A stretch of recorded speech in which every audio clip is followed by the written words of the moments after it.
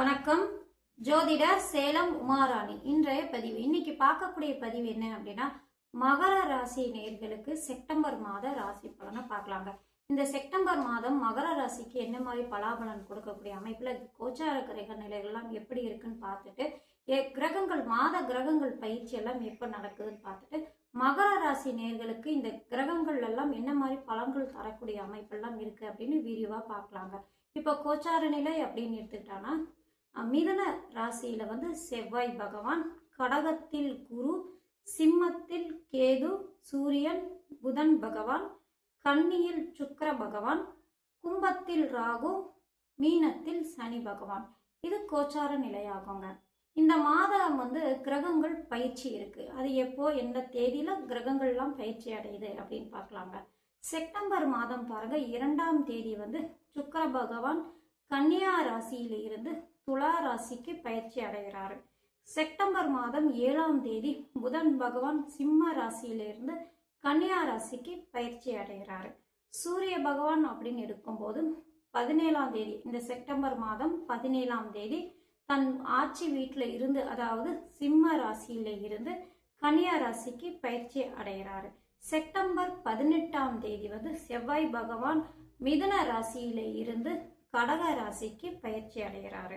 அடுத்தது அதே புதன் பகவான் பாருங்க, இந்த செப்டம்பர் மாதம் 26ஆம் தேதி கன்னியா ராசியில இருந்து துலா ராசிக்கு பயிற்சி அடையக்கூடிய அமைப்புங்க.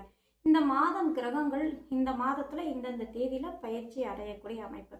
இந்த கிரகங்கள்லாம் எந்த மாதிரி பலன்கள் தரக்கூடிய அமைப்பெல்லாம் இருக்கு அப்படின்னு விரிவா பார்க்கலாங்க. இப்போ உங்களுடைய ராசிக்கு பாருங்க, இந்த மாத கோச்சார நிலைகள் எல்லாமே உங்களுக்கு சாதகமா இருக்கக்கூடிய அமைப்புங்க. ஏன்னா உங்களுடைய ராசிக்கு பாருங்க, நல்ல பலம் சேர்க்கக்கூடிய கிரகங்கள் அப்படின்னு சொல்லக்கூடியவர் யாரு அப்படின்னா சுக்கிர பகவான், அடுத்தது புதன் பகவான். இந்த கிரகங்கள்லாம் இந்த மாதம் சிறப்பாக அமைப்பு இருக்கக்கூடிய அமைப்பு இருக்கிறதுனால யோகம் அதிகமா, அதிர்ஷ்டத்தையும் அதிகமா தரக்கூடிய அமைப்பெல்லாம் கோச்சார நிலைகள்லாம் காட்டுறாங்க. அதை பத்தி விரிவா பார்க்கலாங்க. இப்போ மகர ராசிக்கு அப்படின்னு எடுத்துக்கும் போது, மகர ராசி அதிபதி யாரு அப்படின்னு எடுத்துக்கிட்டா சனி பகவான் ஆவார். அந்த சனி பகவான் பாருங்க, உங்களுடைய ராசிக்கு 3ஆம் இடமான முயற்சி ஸ்தானத்துல அமர்ந்திருக்காரு. அவர் இப்ப வக்ரமும் அடைந்திருக்காரு. பொதுவா நம் ஜோதிட சாஸ்திரத்துல சொல்லக்கூடிய அமைப்பு என்ன அப்படின்னா, என்சான் உடம்புக்கு சிரசே பிரதானம் என்பது போல ஒருவருடைய ஜாதகத்துல 12 பாவத்துல முதல் முக்கியமே அந்த லக்ன பாவம் அப்படின்னு எடுப்போம். அந்த லக்னம் மட்டும் பலம் இழந்திருந்தா அந்த ஜாதகர் பிறரை சார்ந்தே வாழ்வாங்க அப்படின்னு நம்ம சொல்லக்கூடிய அமைப்புல அவங்களுக்கு பாருங்க, ராசி அதிபதியும் அதே போலதாங்க. ராசி அதிபதி பலம் இழந்திருந்தா மனோநிலைகள் மாற்றங்கள், ஒரு தைரியம் இல்லாத தன்மை, எதா இருந்தாலும் போராடமே வாழ்க்கையா இருக்கக்கூடிய அமைப்பு. பிற்காலத்துல, அதாவது வாழ்க்கையில பிற்பகுதியில தான் கொஞ்சம் முன்னேறக்கூடிய அமைப்பு.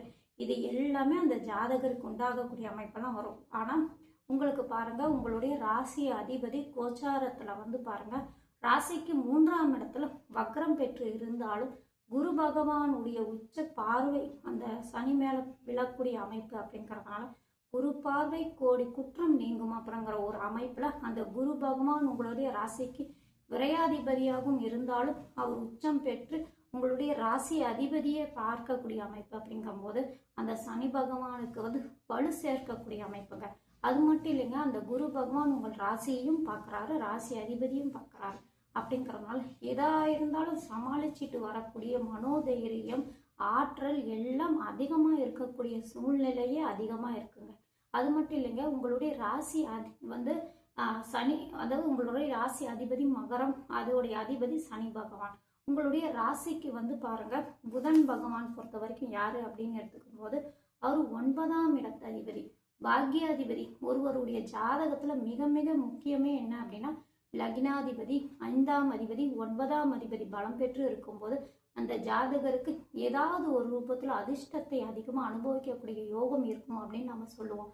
உங்களுடைய ராசிக்கு பாருங்க, இந்த காலகட்டங்களில் இந்த மாதத்துல உங்களுடைய ராசிக்கு 9ஆம் அதிபதியாக சொல்லக்கூடிய புதன் பகவான் தன்னுடைய ஆட்சி உச்ச வீடாக வரக்கூடிய, அதாவது கன்னியா ராசியில பலம் பெற்று அமர்ந்திருக்கக்கூடிய அமைப்பு. இது யோகத்தையும் அதிர்ஷ்டத்தையும் அதிகமா தரக்கூடிய அமைப்புங்க. அது மட்டும் இல்லைங்க, உங்களுடைய ராசிக்கு ராஜ யோகாதிபதி அப்படின்னு சொல்லக்கூடிய சுக்கிர பகவான் அப்படிங்கிறவர் யாரு அப்படின்னு எடுத்துக்கிட்டானா சுக்கிர பகவான் 5ஆம் இடமான பூர்வ புண்ணிய ஸ்தானத்துக்கும் 9ஆம் இடமான பாக்கிய ஸ்தானத்துக்கும் அதிபதியாக, அதாவது 10ஆம் இடமான கேந்திர ஸ்தானத்துக்கும் அதிபதியாக வரக்கூடிய சுக்கிர பகவானும் பலம் பெற்றிருக்காரு. பாக்கியாதிபதியாக சொல்லக்கூடிய 9ஆம் இடத்து அதிபதியும் பலம் பெற்றிருக்காருங்க. அதாவது என்ன அப்படின்னா 9ஆம் இடத்து அதிபதியும் 10ஆம் இடத்து அதிபதியும் தன் ஸ்தானத்திலே பலம் பெற்றிருக்கக்கூடிய அமைப்புல தர்ம கர்மாதிபதி யோக அமைப்புலையும் இருக்கக்கூடிய அமைப்புன்னு அப்படின்னு எடுத்துக்கலாங்க. இது மாதிரி அமைப்பு இருக்கும்போது என்ன மாதிரி அதிர்ஷ்டத்தை தரக்கூடிய அமைப்பு இருக்கு அப்படின்னா, சொந்த தொழில் செஞ்சிட்டு இருக்கீங்க அப்படின்னா மகர ராசி நேயர்களெல்லாம் சொந்த தொழில் செஞ்சிட்டு இருக்கீங்க, அல்லது உங்களுடைய தந்தையுடைய தொழிலை நீங்க எடுத்து செஞ்சிட்டு இருக்கீங்க, இந்த மாதிரி அமைப்புல இருக்கிறவங்க எல்லாம் பாருங்க, சொந்த தொழில் செஞ்சிட்டு இருக்கவங்களாம் இந்த மாதம் வளர்ச்சி நல்லா இருக்குங்க, நல்ல லாபம் கிடைக்கக்கூடிய மாதமாக இருக்குங்க. உங்களுடைய தொழில நல்ல முன்னேற்றம் ஏற்படுத்தக்கூடிய அமைப்பெல்லாம் உங்களுக்கு இருக்கக்கூடிய வாய்ப்பு அதிகமாக இருக்குங்க. சரிங்களா? இப்போ வேலைக்கு போறவங்களுக்கெல்லாம் எப்படி இருக்கும் மகர ராசி நேயர்களுக்கு அப்படின்னு எடுத்துக்கிட்டாங்கன்னா, 6ஆம் இடத்து அதிபதியாக சொல்லக்கூடியவர் யாரு அப்படின்னா புதன் பகவான். அந்த புதன் பகவான் தன் வீட்டிலான 6க்கு 4ஆம் இடத்துல தன் வீட்டிலே ஆட்சி பெறக்கூடிய அமைப்புல இருக்கும்போது நல்ல பலன்கள் தரக்கூடிய அமைப்பு தாங்க. வேலை செஞ்சிட்டு இருக்கிற இடத்துல ஒரு மன நிம்மதி, நீங்க எதிர்பார்க்கிற மாதிரி நடந்துக்கக்கூடிய சூழ்நிலை, உங்களுடைய மேல அதிகாரிங்க இருக்கிறது, வேலையில இடமாற்றம் கிடைக்கக்கூடிய அமைப்பு, ப்ரமோஷன் மூலயமா இடமாற்றம் கிடைக்கக்கூடிய அமைப்பு, இந்த மாதிரியெல்லாம் நல்ல பலன்கள் மகர ராசி நேயர்களுக்கெல்லாம் இந்த மாதம் கிடைக்கக்கூடிய அமைப்பாகவே இருக்குங்க. சரிங்களா?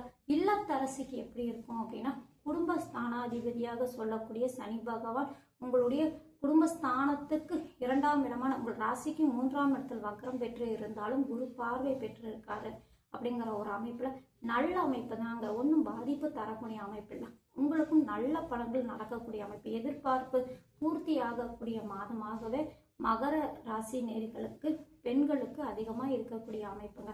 மன நிம்மதி அதிகமாக இருக்கும், மன போராட்டம் இந்த மாதம் குறையும், பொருளாதாரத்திலும் நல்ல வளர்ச்சி இருக்கக்கூடிய அமைப்பு, ஓரளவு நிம்மதியான சூழ்நிலை பெண்களுக்கு அமையக்கூடிய அமைப்பாகவே கிரக நிலைகள்லாம் காட்டுதுங்க. உங்களுடைய ராசிக்கு 8ஆம் இடத்து அதிபதியாக சொல்லக்கூடிய சூரிய பகவான் இந்த மாதம் 17ஆம் தேதி வரைக்கும் 8ஆம் இடத்தில் பலம் பெற்றும் அதுக்கு அடுத்தது 9ஆம் இடத்துக்கு வரக்கூடிய அமைப்பு அப்படிங்கிற ஒரு அமைப்புல நல்ல பலன்கள் தரக்கூடிய அமைப்பு. தந்தை மூலயமா ஒரு ஆதாயம், தந்தைக்கு நீங்க என்ன செய்யணும் அப்படின்னு நீங்க எதிர்பார்க்குறீங்களோ அது நீ மனசு திருப்தியா செய்யக்கூடிய அமைப்பு. தந்தையுடைய ஆரோக்கியம் நல்லாவே இருக்கும், தந்தையுடைய சொத்துக்கள் உங்க கைக்கு சேரக்கூடிய அமைப்பு, இந்த மாதிரி சிறப்பான அமைப்பெல்லாம் இந்த மாதம் உங்களுக்கு நடக்கக்கூடிய அமைப்பெல்லாம் மகர ராசி நேயர்களுக்கு இருக்குங்க. ஏன்னா சூரிய பகவான் தந்தைக்கு காரகர், அவர் பலம் பெற்று தன்னுடைய வீட்டிலே ஆட்சி பெற்று அஷ்டமஸ்தானத்துல இருந்தாலும் அவர் பலம் பெற்று இருக்கக்கூடிய அமைப்பு அப்படிங்கிற ஒரு அமைப்பு இருக்கிறதுனால நல்ல பலன்கள் தரக்கூடிய வாய்ப்பு. என்ன சிறு சிறு பிரச்சனைகள், அதாவது 17ஆம் தேதி வரைக்கும் தந்தைக்கும் உங்களுக்கும் சிறு சிறு அதாவது பேச்சுவார்த்தையிலே சங்கடங்கள் இந்த மாதிரி இருந்தாலும் 17ஆம் தேதிக்கு பிறகு ஒரு நல்ல பலன்கள் அதிகமாக நடக்கக்கூடிய வாய்ப்பெல்லாம் இருக்குங்க. அவர் 9ஆம் இடத்துக்கு வந்ததுக்கு அப்புறம் அது தன்னுடைய நட்பு வீடாக அந்த சூரிய பகவானுக்கு இருக்கிறதுனால நல்ல பலன்கள் நடக்கக்கூடிய வாய்ப்பு அதிகமாக இருக்கும். திருமணம் வயதில் இருக்கிறவங்களுக்கெல்லாம் பாருங்க, இந்த மாதம் திருமணம் நல்லபடியாக கைக்கூடி வரக்கூடிய வாய்ப்பு அதிகமாக இருக்குங்க. சரிங்களா? திருமணம் எந்த மாதிரி அமையும் அப்படின்னு எடுத்தா, உங்களுடைய ராசிக்கு 10ஆம் இடத்து அதிபதி சுக்கிரனாக இருந்து அவரே பலம் பெற்று இருக்கக்கூடிய அமைப்பாக இருக்குன்னா மகர ராசி நேயர்களுக்கெல்லாம் பாருங்க, இந்த மாதம் திருமணம் அமையும் போது நல்ல வரனாக அமையக்கூடிய வாய்ப்பு, நல்ல வசதியான குடும்பத்தில் வரன் தேடி வரக்கூடிய வாய்ப்பு உண்டு. ஏன்னா உங்களுடைய ராசிக்கு பாருங்க 7ஆம் இடத்துக்கு அது 4ஆம் இடத்து அதிபதியாக அந்த சுக்கிர பகவான் வரும்போது, அதாவது பலம் பெறக்கூடிய அமைப்பு, அவங்களுக்கு குடும்பஸ்தானம் பலம் பெறக்கூடிய அமைப்பு இருக்கிறதுனால நல்ல குடும்பமாகவும் நல்ல பேர் சொல்லக்கூடிய குடும்பத்திலிருந்து வரன் வரக்கூடிய அமைப்பு, வசதி வாய்ப்பான இருக்கக்கூடிய இடத்துல இருந்து மகர ராசி நேயர்களுக்கெல்லாம் வரன் வரக்கூடிய அமைப்பெல்லாம் கிரக நிலைகள் கோச்சார நிலைகள் எல்லாம் காட்டக்கூடிய அமைப்புங்க. உங்களுடைய ஜனனகால ஜாதகத்துல லக்னத்துக்கு 10ஆம் இடத்து அதிபதி நல்ல அமைப்புல இருந்து அது சம்பந்தப்பட்ட திசையும் கரெக்டா நடந்துட்டு இருக்கு அப்படின்னா, இப்ப கோச்சார நிலைகள் எல்லாம் சாதகமா இருக்கிறதுனால உங்களுக்கு பாருங்க மகர ராசி நேயர்களுக்கெல்லாம் அவங்களுக்கு வரன் அமையக்கூடிய வரன் எல்லாம் நல்ல வசதியான, உங்களை விட ஒரு படி அதிகமான குடும்பத்தில இருந்து தான் வரன் உங்களுக்கு அமையக்கூடிய அமைப்பு, நல்ல பாரம்பரியமான குடும்பத்தில இருந்து வரன் வர மாதிரி அமைப்பு எல்லாமே கோச்சார நிலைகள்லாம் காட்டக்கூடிய அமைப்பு. சரிங்களா? அடுத்தது அப்படின்னு படிக்கக்கூடிய பிள்ளைகளுக்கு அப்படின்னு எடுத்துக்கும் போது 9ஆம் இடத்து அதிபதியாக உயர்கல்வி ஸ்தானாதிபதி புதனாக வரும்போது அந்த புதன் பலம் பெற்று இருக்கக்கூடிய அமைப்பு. 5ஆம் இடத்து அதிபதியாக சுக்கிரன் வரும்போது அந்த சுக்கிரனும் அந்த 10ஆம் இடத்துல பலம் பெற்றிருக்கக்கூடிய அமைப்பு அப்படிங்கிறதுனால உயர்கல்வி ஸ்தானம் எல்லாம் பலமாக இருக்கு.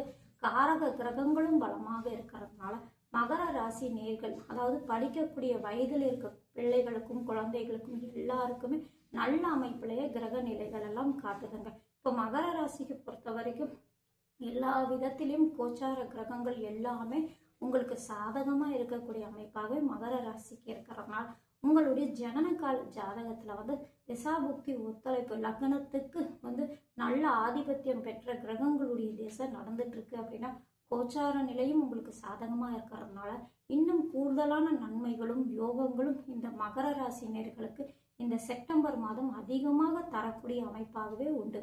நன்றி, வணக்கம்.